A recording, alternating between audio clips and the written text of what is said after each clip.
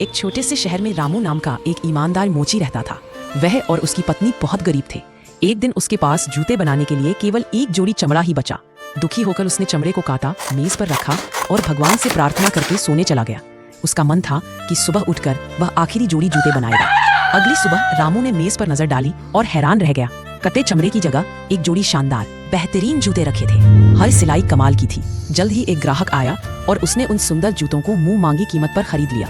रामू को इतना पैसा मिला कि उसने 2 जोड़ी जूते बनाने लायक चमड़ा खरीद लिया। रामू ने 2 जोड़ी चमड़ा काटा, मेज पर रखा और सो गया। सुबह फिर चमत्कार हुआ। 2 जोड़ी और भी ज्यादा सुंदर जूते तैयार थे। यह सिलसिला रोज चलता रहा। हर रात चमड़ा रखो, हर सुबह तैयार जूते पाओ। देखते ही देखते रामू अमीर बन गया। एक रात रामू और उसकी पत्नी ने रहस्य जानने का फैसला किया। वे कोने में छिप गए। आधी रात को 2 छोटे छोटे बोने अंदर आए। उनके कपड़े फटे थे और वे ठंड से कांप रहे थे। उन्होंने तुरंत मेज पर चढ़कर तेजी से काम शुरू कर दिया। उनके नन्हे हाथ जादू की तरह सुई धागा चला रहे थे और पलक झपकते ही जूते तैयार हो गए। काम खत्म करके वे झट से भाग गए। मोची रामू और उसकी पत्नी को उन पर बहुत दया आई। अगली शाम रामू की पत्नी ने उनके लिए गर्म कपड़े, छोटे कोट, पैंट और टोपी सिलकर मेज पर रख दिए और चमड़ा हटा दिया। जब बोने आए तो उन्होंने कपड़े देखे और खुशी से नाचने लगे।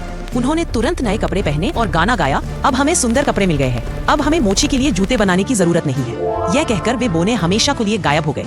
रामू और उसकी पत्नी जीवन भर उन मददगारों के प्रति कृतज्ञ रहे।